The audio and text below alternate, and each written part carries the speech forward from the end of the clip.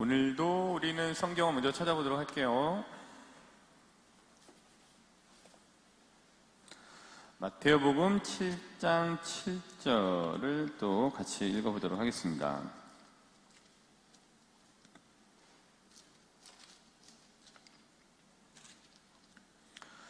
청하여라부터 읽을게요. 청하여라, 시작. 청하여라, 너희에게 주실 것이다.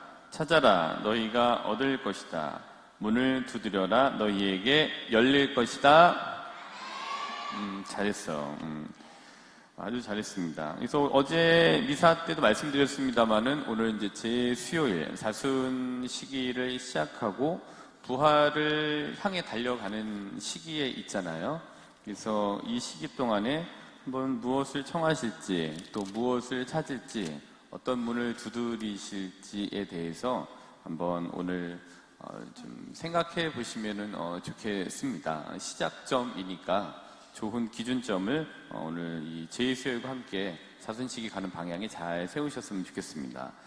다음으로는 우리가 이사야서 49장 15절을 한번 읽어볼까요?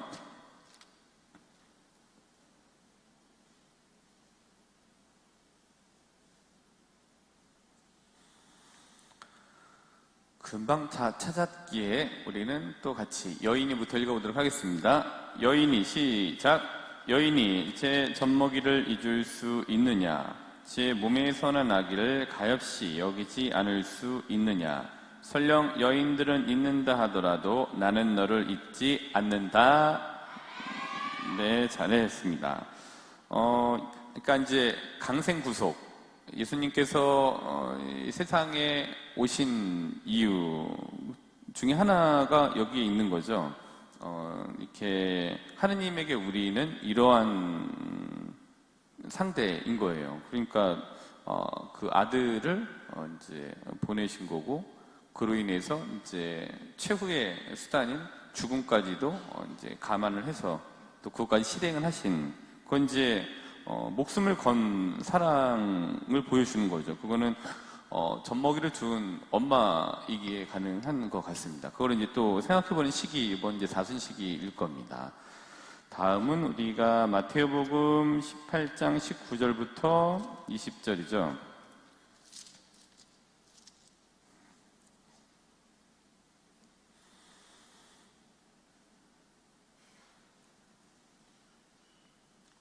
내가 또 시작. 내가 또 진실로 너희에게 말한다. 너희 가운데 두 사람이 이 땅에서 마음을 모아 무엇이든 청하면 하늘에 계신 내 아버지께서 이루어 주실 것이다. 두 사람이나 세 사람이라도 내 이름으로 모인 곳에는 나도 함께 있기 때문이다. 그렇지, 잘했습니다. 그다음에 사순 시기는 좀 시기적으로 분위기가 조금 무겁기는 해요. 근데 그래도 이 사순 시기가 제가 생각하기에는 우리들 1년의 신앙 살림을 책임지는 무언가를 얻어낼 수 있는 그런 시기다라고 생각이 듭니다. 그래서 우리들 2024년도라고 하는 하느님께서 주신 그 선물, 그 1년을 살아낼 수 있는 신앙 살림의 굉장히 중요한 것들을 얻어낼 수 있는 기간이라고 보시면서 창세기 2장 7절, 이때 우리에게 이런 것들이 부여될 수 있는 것 같습니다. 보실까요? 2장 7절. 그때 주 하느님께서 시작. 그때 주 하느님께서 흙의 먼지로 사람을 빚으시고 그 코에 생명의 숨을 불어넣으시니 사람이 생명체가 되었다. 여기는 왜 작아져? 이게 아멘은 이렇게 맞습니다. 그런 이제 표현인 거니까 크게 끝나면은 다 하면 좋겠습니다.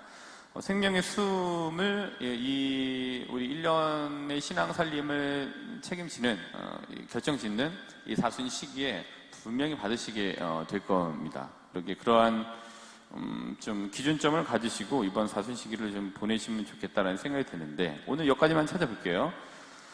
오늘은 사순 시기를 맞아서 이제 제를 받는 예식을 또 하시잖아요. 제2수요일이니까 이제 뭐 신부 될 때 이런 생각을 좀 해봤습니다. 이제 사제서품 시기 있잖아요. 그러면은 사제서품 때 각 본당에서 근데 지금은 할당 구역을 정해서 이렇게 좀 덜한데 제가 이제 될 때도 좀 시간이 오래 전이었으니까 그때는 아주 경쟁적으로 이렇게 막 했었어요. 그래서 뭐 각 본당에서 가마도 만들어 와서 가마를 태우고 왕의 행차도 아니고 가마 태우고 또 막 와갖고서 소리 지르고 북치고 꽹가리 치고 성당 마당에서 지금은 어려울 겁니다. 뒤에 이제 아파트가 있고 민원이 엄청 들어올 거기 때문에 안 되는데 그때는 거기 그런 게 없었어 갖고서 교구청 있는 정자동에 그게 이제 가능했었습니다.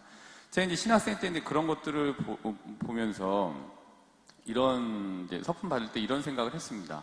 아, 그냥 제발 이런 서품식 안 했으면 좋겠고, 그냥 주교님이 손만 얹고, 바로 짜잔 돼갖고서 그냥 신자들한테 가서 그냥 있었으면 좋겠다. 이건 너무 부담스럽다. 사람들 앞에서, 이렇게 보여지고, 그걸 또, 거기에 또 예식을 이렇게 해야 되고 하는 게 이거 너무 싫다. 이런 생각을 많이 했었습니다. 왜냐하면 이제, 보여지는 것도 부끄럽기도 하고, 잘 살 수 있을지 없을지도 확실치 않은데, 그거 그렇게 보여주면서, 이렇게 하는 게 너무너무 부담스러웠거든요.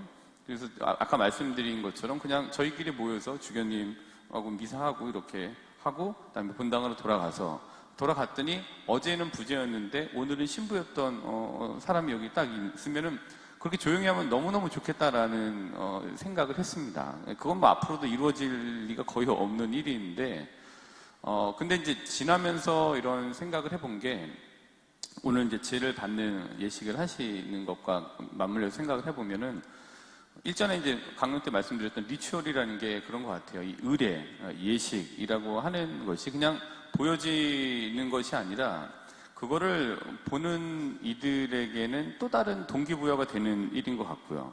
그다음에 그거를 보는 이들에게는 나도 한번 이렇게 해봐야지라고 하는 어떤 결심이나 어떤 뭐 이제 꿈을 좀 가질 수 있는 자리가 되는 것 같기도 하고 그리고 제일 중요한 건 그 당사자인데 서품을 받던 제를 받든지 간에 그런 리추얼에 참여하는 당사자에게 별일은 아닌 거예요.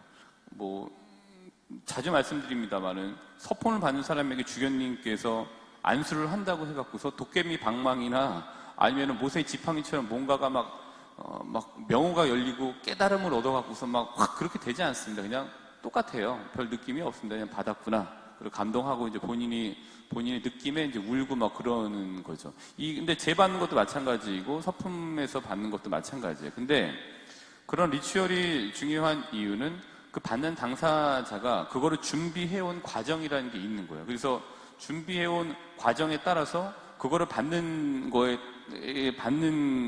그 자세가 달라지는 거죠. 또 의미도 다르고 거기서 받는 느낌이 달라요. 그냥 이거는 그냥 받는 거이긴 하지만 당사자가 어떻게 과정을 거쳐왔느냐에 따라서 굉장히 큰 의미가 있는 거고 그다음에 두 번째로는 거기에 따라서 어떤 결심을 하게 돼요. 근데 이 과정을 이렇게 해버리라라고 하는 어떤 결의, 이 불타오르는 전의도 있을 수 있고 어떤 그런 결의들이 이렇게 있을 수 있게 됩니다. 그리고 이제 어떤 결심을 하시게 되고요. 그리고 그 시기를 좀 임하게 되죠. 그러니까 그 순간이 그 전체를 좀 특별하게 만들어주는 효과가 있는 것 같아요. 그 사람 자체가 특별해지기 때문에. 그래서 오늘 제를 받는 예식은 별일은 아닌 것처럼 보여질 수 있습니다만은 이거를 시작점으로 또 어제 또 어떻게 준비하셨느냐에 따라서 또 그리고 오늘 시작점으로 이 사순 시기를 어떻게 가겠다라고 하는 결의와 함께하는 방향성이 이렇게 좀 결정되어질 수 있는 것 같긴 해요. 그게 의례, 리추얼이 주는 힘인 것 같습니다. 여기에서 마음을 좀 가다듬으시고 사순절 동안에는 미사에 늦지 않도록 하겠다라고 하시고 조금 고해성사를 조금 더 자주 보겠다라고 하는 거를 제를 얹으시는 것과 동시에 한번 결심을 해보시는 좀 특별한 리추얼로 오늘 이 제 예식을 삼으셨으면 좋겠습니다. 오늘 이제 복음을 읽으면서 이런 생각을 하게 됐습니다. 오늘 이제 맨 마지막에 보면은 복음 말미에 보면은 숨은 일도 보시는 내 아버지께서 너에게 갚아주실 것이다 라고 말씀을 하십니다. 숨은 일도 보신다라는 거는 무엇일까 한번 생각을 해봤습니다. 두 가지를 생각을 해봤는데 첫 번째로는 그냥 마음 자세인 것 같아요. 그러니까 뭐 숨긴 거를 보신다 뭐 이런 건 아닌 것 같아요. 그냥 원래 있는 그대로의 원형을 보신다라는 게 숨은 일도 보신다라는 거인 것 같아요.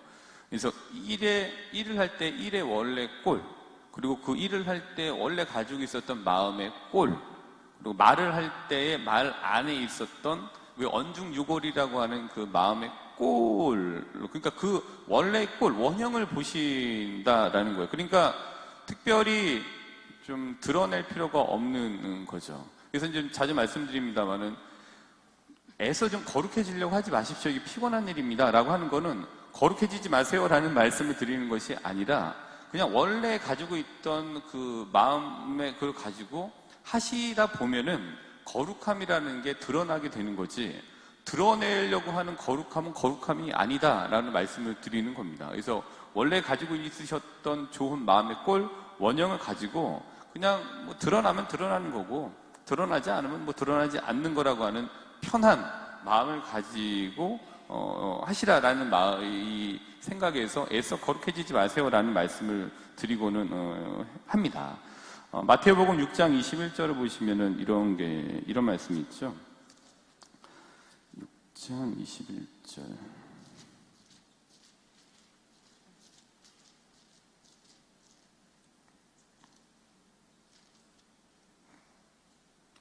6장 21절. 사실 너의 보물이 있는 곳에 너의 마음도 있다.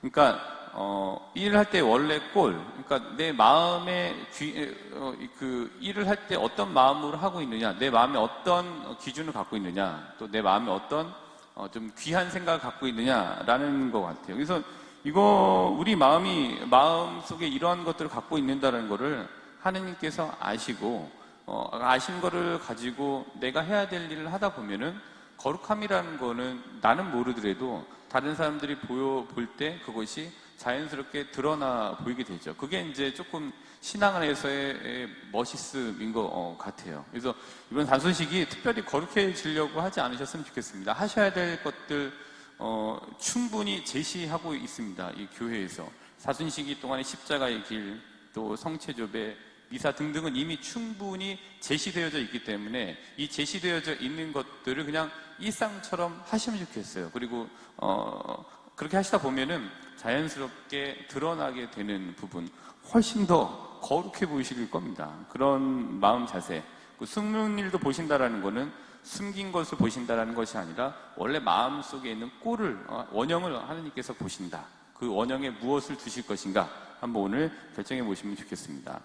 두 번째로는 숨은 일도 보신다라는 말 속에서 한번 생각해 봤던 거는 창세기 3장 9절입니다. 창세기 3장 9절에 주 하나님께서 뭐라고 말씀하셨냐 하면은 이제 선과 악을 알게 하는 나무 열매를 맺고 이 아담과 하와가 숨잖아요, 본인들이. 그때 주 하나님께서 이제 동산을 거느리시면서 이 거느리시는 소리를 듣고 이 두 사람이 사람과 아내가 좀 동산 나무 사이에 숨었죠. 그러자 9절에 보면은 주 하나님께서 사람을 부르시어 너 어디 있느냐 하고 물으셨다 이렇게 있습니다. 그래서 숨은 일도 보신다라는 거는 너 어디에 있느냐라는 질문하고도 비슷하다 같다라고 좀 생각이 좀 들거든요. 그러니까 이제 너의 믿음은 어디에 있느냐? 그러니까 숨은 일도 보신다라는 거는 하느님께서 그냥 내가 원래 좋은 원형의 꼴인 마음의 꼴을 가지고 하다 보면 하느님께서 보신다라는 거잖아요. 그게 확신인 거잖아요. 그럼 그러기 위해서는 내가 어디에 있느냐라는 마음의 꼴을 어디에 두고 있느냐가 중요하겠죠. 그래서 너 어디 있느냐라는 숨은 일도 보신다라는 거는 이거 같아요. 너 어디 있느냐라는 질문이 숨은 일도 보신다라는 말에 포함되어져 있는 것 같습니다. 너의 믿음은 어디에 있느냐? 네 안에 나는 어디에 있느냐? 네 안에 예수님은 어디에 있느냐? 그리고 네 안에 그렇게 네가 강조하던 말씀은 어디에 있느냐? 너의 믿음은 어디에 있느냐라는 이제 그 질문인 것 같아요. 그래서 루카복음 9장 62절에 보시면은 쟁기에 손을 대고 뒤를 돌아보는 자는 하느님 나라에 합당하지 않다 그렇습니다. 그러니까 이 사람의, 그러니까 이 쟁기를 잡은 사람, 너 어디에 있느냐? 너의 믿음은 어디에 있느냐라고 이 쟁기를 잡은 사람한테 물어보면은 이 사람은 쟁기에 그 믿음이 있어야 돼요. 근데 쟁기를 안 잡고 어디를 보냐면 그의 믿음은 뒤에 있었던 거야. 그러니까 쟁기에 있지 않고 뒤에 있었던 거죠. 우리도 그런 거죠. 우리의 믿음이 어디에 있느냐에 따라서, 우리의 보물이 어디에 있느냐에 따라서 쟁기가 보물이면 쟁기 잡고 앞으로 갈 거고, 쟁기 잡았지만 자꾸 미련이 나오면 이제 뒤에 볼 거고요. 우리 마음은 쟁기에 있지 않고 뒤에 있는 거죠. 몸은 이때 저쪽에 마음이 있는 거죠. 그럼 몸도 저쪽에 언젠가 가게 되겠죠. 너 어디에 있느냐라는 질문 여기에 있는 것 같습니다. 그리고 루카복음 10장 38절부터 42절을 보시면 마르타와 마리아를 방문하신 예수님의 이 모습을 본문에서 보여주고 있습니다. 근데 그때 41절에 보면은 이러저러한 일들 중에 주님께서 마르타에게 대답하셨다. 마르타야, 마르타야, 너는 많은 일을 염려하고 걱정하는구나. 그러나 필요한 것은 한 가지뿐이다. 마리아는 좋은 몫을 선택하였다. 그리고 그것을 빼앗기지 않을 것이다. 라고 말씀을 하시죠. 마르타야, 마르타야, 너는 많은 일을 염려하고 걱정하는구나. 마르타야, 너 어디 있느냐? 나 여기 있는데 너는 어디에 있느냐라는 질문인 것 같아요. 그래서 마리아는 나 여기 있어 마리아야 그랬더니 저도 여기 있어요 하고 이제 예수님이라는 쟁기를 봤던 거고, 마르타는 나 여기 있어 마르타 했지만 압니다 예수님 근데 뒤에 뭐가 있어요 라고 하면 뒤를 본 것과 이제 다름 아닌 것 같습니다. 그래서 이번 사순시기 좀 자연스럽게 잘 보내시되 내 마음, 또 내 신앙, 나의 하느님, 나의 예수님은 어디에 있는지에 대한 질문 한번 던져보시는 사순시기가 되셔도 괜찮겠다라는 제안을 해드립니다. 지금 나는 어디에 있는지에 대한 질문을 해보시는 사순시기가 되시기를 바라면서 오늘 강론 회의 있을 제 예식에 정성껏 참여하도록 합시다.